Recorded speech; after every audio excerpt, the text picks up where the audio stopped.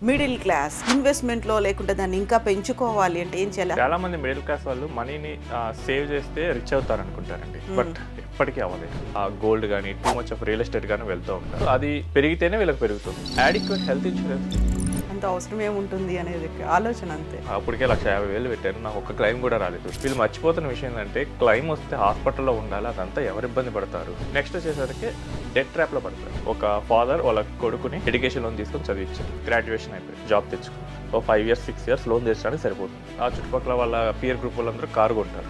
Obviously కొనాలనిపిస్తుంది, so car లోన్కి వెళ్తాడు. మళ్ళీ ఒకటి అయిపోయింది కదా, ఇంకో దానికి వెళ్ళొచ్చు. సో కార్ లోన్ ఒక 3-4 years దొరుకుతుంది. తర్వాత మధ్యలో పెళ్లి, నెక్స్ట్ కొంచెం పర్సనల్ లోన్ వెళ్తుంది. ఈసారి ఏంటంటే హౌస్, మధ్యలో పిల్లలు. సో ఇదంతా అయిపోయేసరికి మళ్ళీ పిల్లలు గ్రాడ్యుయేషన్కి వస్తారు. సైకిల్ అక్కడికే వస్తుంది, మళ్ళీ ఎడ్యుకేషన్ లోన్. ఇది ఒక విషవలయం, డెట్ ట్రాప్ అంటారు. ఈ విషవలయంలో నుంచి బయటకు పడాలని అసలు ఆలోచించారు.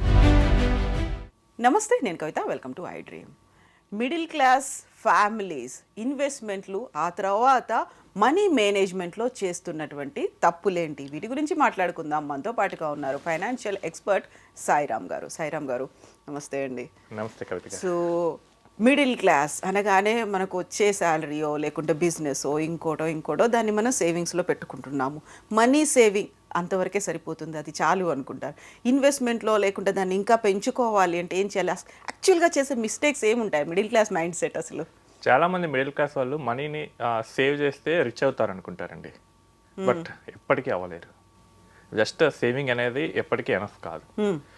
చాలా మంది కష్టపడి సంపాదిస్తారు, రూపాయి కూడా వృధాగా పోనీరు, దుబారా ఖర్చులు చేయరు.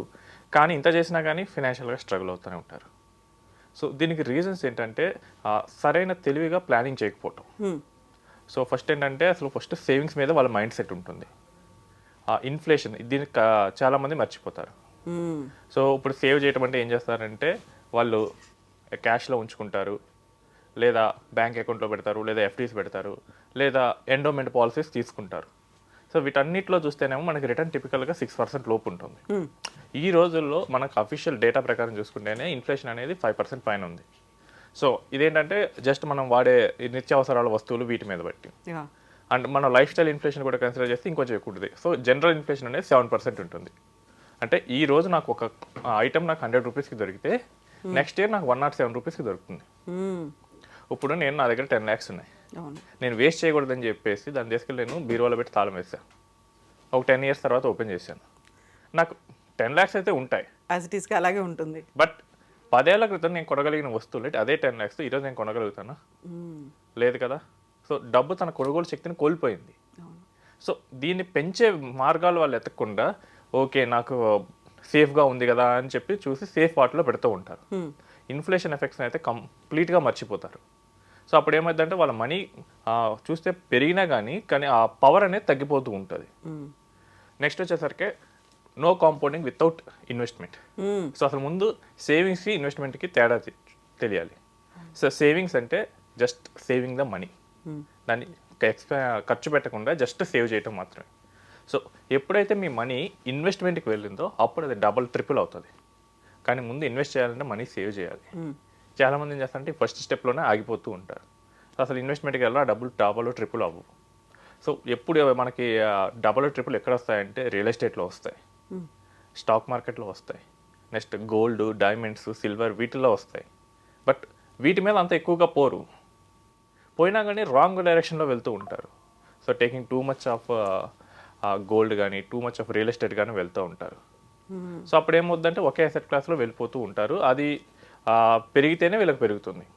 మనకి మార్కెట్లో ఒక సేయింగ్ ఉంటుంది. సో ఎవ్రీ ఇయర్ కనుక మీరు టాప్ పర్ఫార్మర్ చూసుకుంటే ఒక అసెట్ క్లాస్ అనేది ఎప్పుడూ ఉండదు టాప్లో. ఈ ఇయర్ గోల్డ్ పెరిగితే నెక్స్ట్ ఇయర్ సిల్వర్ పెరగచ్చు, నెక్స్ట్ చూస్తేనేమో రియల్ ఎస్టేట్ పెరగచ్చు, నెక్స్ట్ చూస్తేనేమో గవర్నమెంట్ బాండ్స్ ఇవ్వచ్చు ఎక్కువ, తర్వాత స్టాక్ మార్కెట్ ఇవ్వచ్చు. బట్ మన వాళ్ళు చేసే మోస్ట్ మిస్టేక్ ఏంటంటే మిడిల్ క్లాస్ వాళ్ళు ఒకే అసెట్ క్లాస్ మీద పెట్టేస్తారు. సో మీరు చూడండి 90% ఆఫ్ ద పీపుల్ ఇల్లు కట్టుకోవడానికి మెయిన్ ప్రయారిటీ ఇస్తారు. వాళ్ళ జీవితకాల సేవింగ్స్ మొత్తం దాని మీద పెడతారు. సో ఇప్పుడు ఏంటంటే వాళ్ళకి అసెట్ అదే ఉంది, అది పెరిగితేనే వాళ్ళకి రిటర్న్ ఇస్తుంది.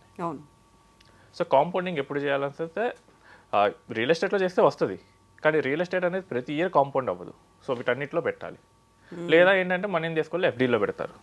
ఎఫ్డీస్లో పెడితే 6 to 7% ఇస్తుంది. ఇంక వాళ్ళు ఎప్పుడు నెక్స్ట్ స్టేజ్కి మూవ్ అవుతారు. ఇంకోటి ఏంటంటే ఆపర్చునిటీ మిస్ అవుతారు. సో ఏంటంటే టూ మచ్ ఆఫ్ క్యాష్ పెట్టుకుంటారు. So two much of cash పెట్టుకుంటారు, రేపు ఎక్కడైనా సడన్గా చీప్గా దొరికింది కానీ కొంటారు భయంతో, అక్కడే ఆగిపోతారు. అమ్మో నాకు ఏదైనా అవుతుందేమో అని చెప్పేసి.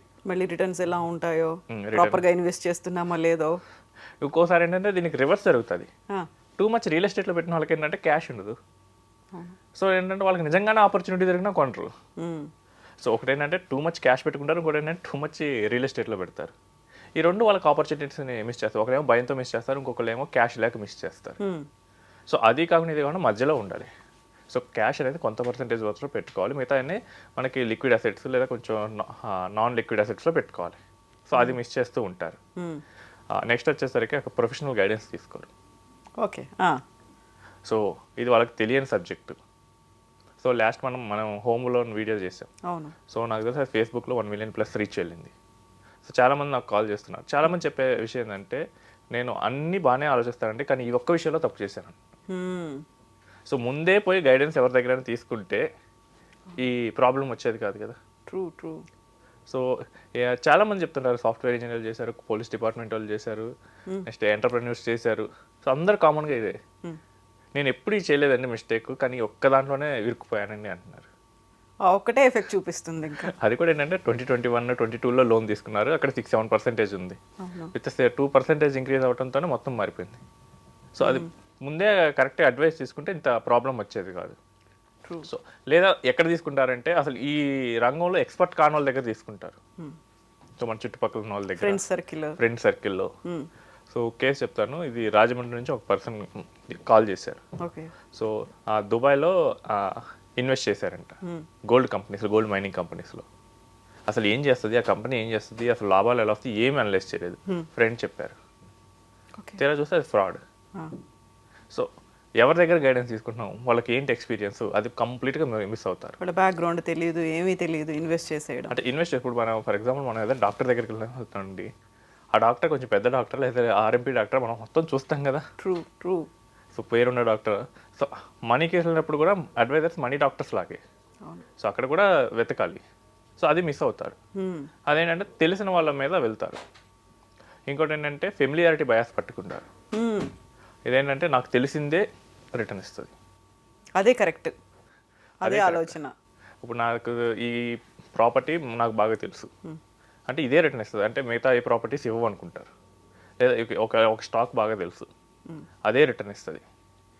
సో దీన్ని ఫెమిలియారిటీ బ్యాలెన్స్ అంటే వాళ్ళకి తెలిసిన విషయాన్నే మోర్ రిటర్న్ ఇచ్చే దానిలాగా వాళ్ళు ఊహించుకుంటారు. ఎక్స్పోజర్ అనేది పెంచుకోకపోవడం వల్ల, ఏమేమి ఉన్నాయి ఫీల్డ్స్ అనే దాంట్లో అవగాహన పెంచుకోకపోవడం. ఇప్పుడు గ్లోబల్గా మనకు నాలెడ్జ్ తీసుకుంటే కనుక దీనికన్నా ఇంకా 2-3 ఉన్నాయి, అప్పుడు మనం తెలుసుకుంటే సరిపోతుంది. బట్ వాళ్ళ నాలెడ్జ్ని లిమిటెడ్ చేసుకుంటారు. ఇది మనకి ఇప్పుడు చూస్తే 50s ఉన్న వాళ్ళ ఎక్కువ కనిపిస్తుంది. వాళ్ళు చిట్స్లో ఎక్కువ పెడతారు. వాళ్ళకున్న ఎక్స్పోజర్ ఏంటంటే ఒకటి real estate, 2 gold, 3 chits. So వాళ్ళకి 3 ఉన్నాయి. సో ఇదేంటంటే వాళ్ళకి ఎక్స్పోజర్ని లిమిట్ చేసుకున్నారు ఈ 3టికి. సో ఫెమిలియారిటీ వల్ల ఆ 3లోనే పెడతారు ఏది పెట్టినా కానీ. కొంచెం రీసెర్చ్ చేసి తెలుసుకుంటే కనుక ఇంకా ఏమున్నాయి ఈ 3 కాకుండా ఇంకా రిటర్న్ ఎలా వస్తాయి, మనకి బెటర్గా ఎలా అవుతుంది. సో దీన్ని మిస్ చేస్తూ ఉంటారు. ఫైనాన్షియల్ గైడెన్స్ ఎలా తీసుకోవాలి అనేది ఇంకా అవగాహన రాలేదు. అవగాహన చాలా రాలేదు. సో అవగాహన రాలేదు, సో మనకు తెలియదు అన్నప్పుడు తీసుకోవాలి. సో అది మిస్ చేస్తూ ఉంటారు. నెక్స్ట్ ఏంటంటే యాడిక్వేట్ హెల్త్ ఇన్సూరెన్స్ తీసుకోరు. సో తీసుకున్నావా 5 lakhs తీసుకున్నావా 10 lakhs తీసుకున్నావా, సో అది చాలిక. సో మెడికల్ బిల్స్ ఏమో 10 lakhs దాటితే ఎలా అంటే 10 lakhs ఎప్పుడు వస్తుంది అంటారు. అంత అవసరం ఏముంటుంది అనేది ఆలోచన అంతే. సో బట్ తీరా డేటా చూస్తే తెలుస్తుంది. సో ఈ మేజర్ హాస్పిటల్స్ వాళ్ళకి డైలీ 10 lakhs ఎబో బిల్స్ బాగానే వస్తుంటాయి. సో ఆ ఒక్కటి నాకెందుకు వస్తుంది అనుకుంటారు. అండర్ ఎస్టిమేటింగ్ ద ఎక్స్పెన్సెస్ అంటారు.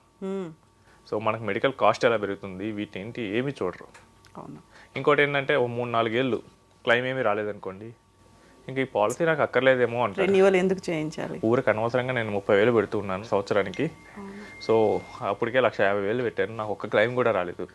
వీళ్ళు మర్చిపోతున్న విషయం ఏంటంటే క్లెయిమ్ వస్తే హాస్పిటల్లో ఉండాలి, అదంతా ఎవరు ఇబ్బంది పడతారు. సో అది మర్చిపోతారు. అప్పటికప్పుడు డబ్బులు కావాలంటే ఎన్ని అవసరం, డబ్బులు తర్వాత సంగతి తర్వాత అండి. సో ఇప్పుడు హాస్పిటలైజ్ అవ్వాలంటే ఎవరైనా హాస్పిటల్లో జాయిన్ అవ్వాలని కోరుకుంటారా? హెల్త్ ఇన్సూరెన్స్ కట్టే వాళ్ళు చాలా మంది చేస్తున్నారు, క్లెయిమ్ రాలేదని చెప్పి ఆపేస్తారు. ఆ తర్వాత ఒక 1 or 2 yearsలో క్లైమ్ వస్తుంది. సో అండర్ ఎస్టిమేట్ చేస్తారు. ట్రూ. నెక్స్ట్ వచ్చేసరికి డెట్ ట్రాప్లో పడతారు. సో ఇది చిన్న శాంపుల్ చూస్తాం. సో ఒక ఫాదర్ వాళ్ళ కొడుకుని ఎడ్యుకేషన్ లోన్ తీసుకొని చదివించారు. ఓకే. గ్రాడ్యుయేషన్ అయిపోయింది. ఆయన ఒక 1 or 2 years కష్టపడి జాబ్ తెచ్చుకున్నాడు. సో ఇప్పుడు ఏం చేయాలి, లోన్ తీర్చాలి. ఓ 5 years 6 years లోన్ తీర్చడానికి సరిపోతుంది. ఈ లోపల ఏం చేస్తారంటే ఆ పర్సన్కి ఆ చుట్టుపక్కల వాళ్ళ పియర్ గ్రూప్ వాళ్ళందరూ కారు కొంటారు. ఆబ్వియస్లీ కొనాలనిపిస్తుంది. 5 years అయింది కాబట్టి శాలరీ కూడా కొంచెం పెరుగుతుంది. సో కార్ లోన్కి వెళ్తాడు ఇక మళ్ళీ. ఒకటి అయిపోయింది కదా, ఇంకో దానికి వెళ్ళొచ్చు.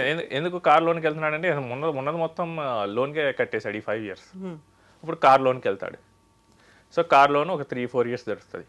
తర్వాత మధ్యలో పెళ్ళికి అమౌంట్ చూడాలి. నెక్స్ట్ కొంచెం పర్సనల్ లోన్ వెళ్తుంది. సో ఇదంతా తీరేసరికి ఈసారి ఏంటంటే హౌస్, ఇది ఒక 15 years పడుతుంది, 15-20 years. మధ్యలో పిల్లలు ఈ ఎక్స్పెన్సెస్ అన్నీ నడుస్తూ ఉంటాయి.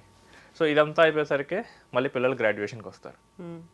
సో సైకిల్ అక్కడికే వస్తుంది మళ్ళీ ఎడ్యుకేషన్ లోన్. ఇది ఒక విషవలయం, డెట్ ట్రాప్ అంటారు. ఈ డెట్ ట్రాప్లో చాలా మంది మిడిల్ క్లాస్ వాళ్ళు ఇరుక్కుంటున్నారు. సో అసలు ఇది అసలు నేను మా ఫాదర్ డెట్ ఎందుకు తీసుకున్నాను, నేను లోన్ మీద ఎందుకు చదివించారు అన్న విషయాన్ని కంప్లీట్గా మర్చిపోతారు. సో ఆ మిస్టేక్ మనం చేయకూడదు అన్న విషయాన్ని మర్చిపోయి లోన్ తర్వాత లోన్, ఇది అయిపోయింది వేరే లోన్, ఇది అయిపోయింది వేరే లోన్, చివరికి ఏమైతే లైఫ్ మొత్తం లోన్ అయిపోతుంది. నెక్స్ట్ ఇదే సర్కిల్ వాళ్ళ నెక్స్ట్ జనరేషన్కి కూడా ఇస్తారు. ఈ విషవలయంలో నుంచి బయటకు పడాలని అసలు ఆలోచించరు, అలవాటు అయిపోతుంది. సో లోన్ ఎప్పుడు తీసుకోవాలి, ఎంత తీసుకోవాలి, ఈ విషయాలన్నీ మర్చిపోయి ఓవర్ థింగ్స్ కూడా తీసుకుంటారు. లోన్ ఎలిజిబిలిటీ నీకు ఎంత ఉంది, నీకు ఒక 10 lakhs ఉంది, సో నీకు అవసరం 20 lakhs అయితే నువ్వు ఆపుకోవాలి. అంతేగాని 2 బ్యాంకుల్లో సేమ్ టైం పోయి లోన్ ప్రాసెస్ చేసే వాళ్ళు కూడా ఉన్నారు. సో బ్యాంక్స్ ఏంటంటే సిబిల్కి ఇచ్చేటప్పుడు టైం తీసుకుంటాయి, ఒక 10 days 15 days. ఈ 2 weeks గ్యాప్లోనే వీళ్ళు ఏం చేస్తారంటే 2 బ్యాంకులోనే అప్లై చేసేస్తారు. సో బ్యాంక్స్ తెలియదు కాబట్టి వాళ్ళు ప్రాసెస్ చేసేస్తారు. సో ఇట్ ఈస్ ఇల్లీగల్, కానీ వాళ్ళకి అవసరం ఉంది, ఎలిజిబిలిటీ లేకుండా పోయి తీసుకుంటారు. రేపు ఒకవేళ సిచ్యువేషన్స్ రివర్స్ అయితే ఎంత ప్రెజర్ వస్తుంది, మళ్ళీ నెక్స్ట్ జనరేషన్ కూడా అదే ట్రాప్లోకి వెళ్ళిపోతారు. సో ఫైనాన్షియల్గా ప్లాన్ చేసుకోరు. సేవింగ్స్ అనే పేరుతో చెప్పేసి ఆ ఇన్ఫ్లేషన్ బీట్ చేయని వాటిలో ఎక్కువ ఇన్వెస్ట్ చేస్తారు. ఒకవేళ ఇన్ఫ్లేషన్ బీట్ చేసే వాటిలో పెట్టండి అంటే కనుక రాంగ్ వాటిలోనే ఎక్కువ పెడతారు. పెట్టండి అంటే ఒకేసారి పొలవమని గోల్డ్లో పెట్టడం, పొలవమని తీసుకెళ్ళి రియల్ ఎస్టేట్లో పెడతారు. ఆ మిక్స్ అన్నిట్లో పెడితే సరిపోతుంది. సో మనకి ఇప్పుడు ఉంది ఒక తాళి ఉంది. సో మనకేంటంటే ప్రోటీన్, కార్బోహైడ్రేట్స్, ఫైబర్ అన్నీ కలిపి ఉన్న డైట్ బాగుంటుందా, లేకపోతే ఓన్లీ కార్బోహైడ్రేట్స్ ఇస్తే బాగుంటుందా? ట్రూ. సో ఓన్లీ కార్బోహైడ్రేట్స్ ఇస్తే కనుక వెయిట్ పెరుగుతారు.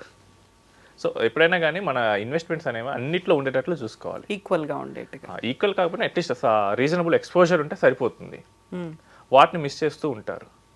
వాటిని మిస్ చేసి చాలామంది ఒక్క ఎసెట్ క్లాస్లోనే ఎక్కువగా ఇన్వెస్ట్ చేయడం జరుగుతూ ఉంటుంది.